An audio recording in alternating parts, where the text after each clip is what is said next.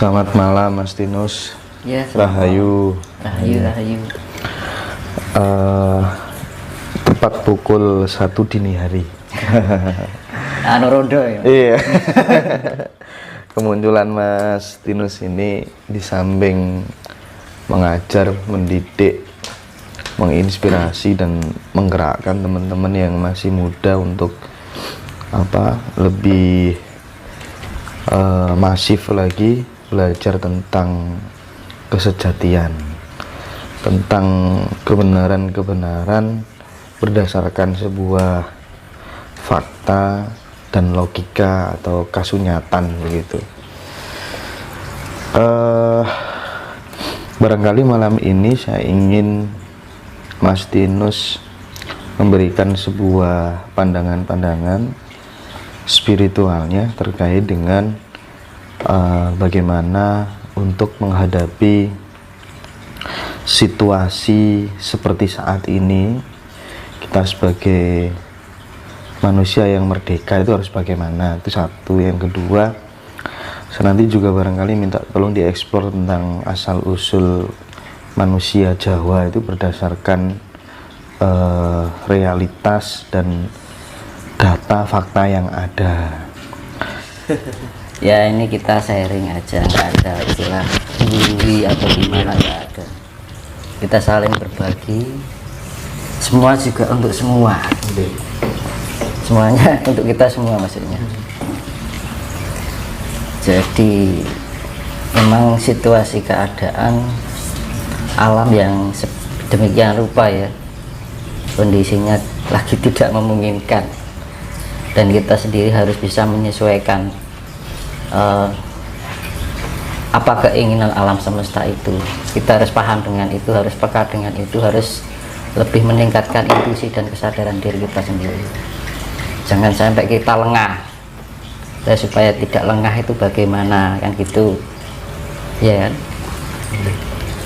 Biar kita tidak terbawa arus. Ibaratnya dalam bahasa Jawa itu keli ning ora entuk, ngeli ning ora entuk keli. Kudu ngetokne bani purita sari suci kang iline munggah, kan gitu. Jadi jangan sampai kita terbawa arus, karena perputaran cakra alam semesta itu ibaratnya itu energinya lagi kencang-kencangnya. Karena kalau dari apa yang saya rasakan kan akan ada transisi perpindahan zaman, dan setiap zaman dahulu sampai sekarang itu transisi selalu ada, dan setiap transisi perpindahan zaman itu selalu diakhiri dengan bencana yang maha dahsyat. Nah, itulah yang saya bagikan untuk teman-teman semua, untuk saudara-saudara kita semua. Jadi intinya itu biar kita itu bisa menjadi orang yang merdeka ya. Kalau kita udah jadi bisa orang yang merdeka kan enak gitu loh. Jadi tujuannya ini kan yang namanya, ini bukan suatu ramalan ya, tapi suatu kepekaan rasa. Kalau orang Jawa dahulu itu ada sesuatu yang akan terjadi itu ada feeling gitu ya. Jadi kita harus peka dengan itu, jangan sampai kita lengah, dan kita harus di dalam kehidupan sehari-hari itu harus tetap jeli dengan sikap dan perilaku kita, perbuatan kita, ucapan kita, rasa kita, pikiran kita.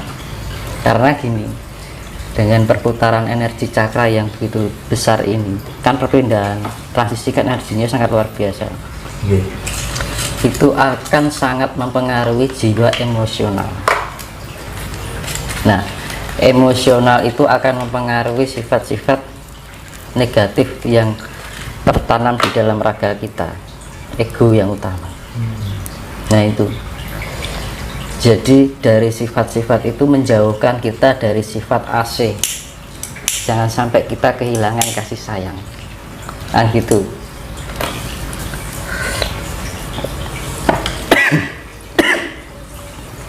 Keselak.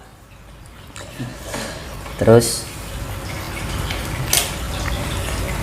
kita intinya patokannya siji kasih sayang. ketika kita emosional keluar, kita ingat lagi kudu duwe sifat welas asih, asah asih masuk. Nah, jadi gini, dengan adanya perputaran energi ini, itu nanti banyak orang yang saling menyalahkan, saling berebut kebenaran. Nah, yang paling bahayakan seperti itu. Nah, ketika kita berbuat sedemikian rupa, yang merasa benar, merasa pintar, kita akan kehilangan sifat kerendahan hati. Otomatis kalau tidak mempunyai sifat rendah hati, sudah tidak mengkarakteristik sifat kasih sayang. Tanpa sadar, kasih sayang itu suatu kata yang sederhana ya, tapi nggak mudah untuk dijalankan. Kadang-kadang kita lalai, lengah, kan gitu, kelenong. Makanya kan perlu tingkat yang namanya spiritual itu biar kita lebih peka, jadi responsif dalam otak rasa kita lebih cepat merespon gitu. Jadi kalau ada tindakan-tindakan yang sekiranya kita tidak tersadari, akan segera teringat, terespon. Omonganku kok koyong ini ya, nah gitu loh. Oh, aku kok di pikirannya lah ya. Oh, kok aku di perasaan jelek sama orang lain. Iya kan? Iya.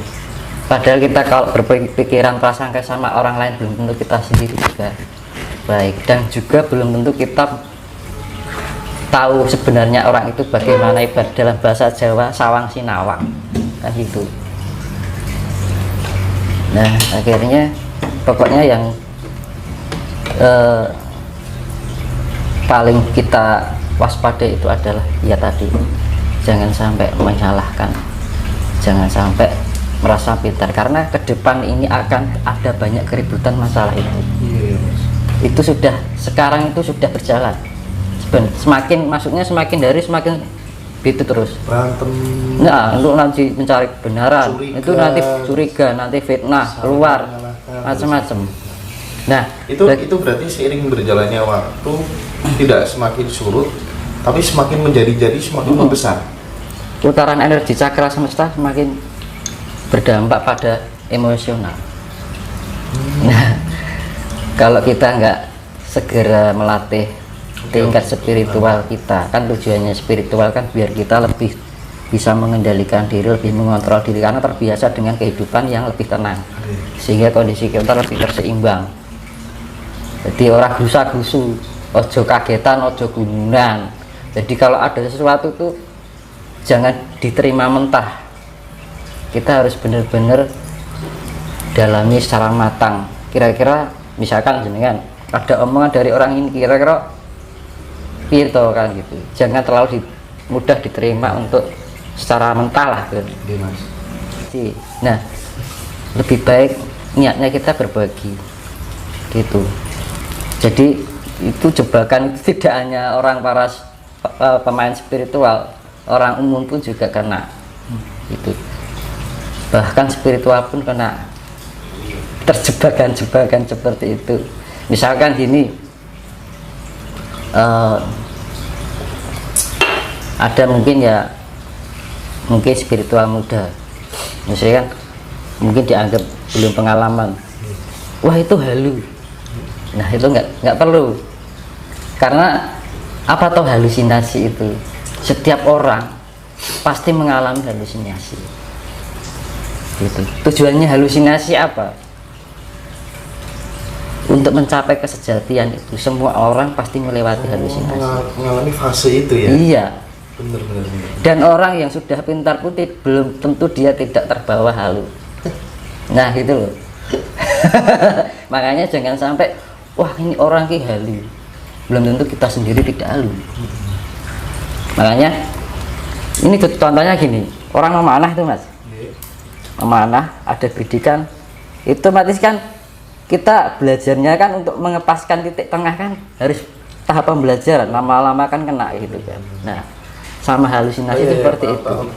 Jadi halusinasi itu bagian dari proses untuk menapaki jalan spiritual yang untuk jadi penjembatan dari untuk menemukan kesejatian itu tadi. Jadi yang namanya halusinasi semua orang itu mengalami. Nah, halusinasi ada dua. Halusinasi yang mengarah pada kebenaran dan halusinasi yang mengarah pada ketidakbenaran. Kan gitu. Nah, halusinasi itu bisa terjadi karena imajinasi, pikiran otak, memori otak kita. Jadi gitu.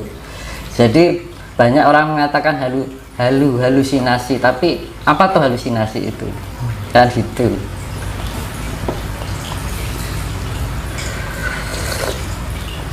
Jadi setiap orang pasti mengalami yang namanya halusinasi.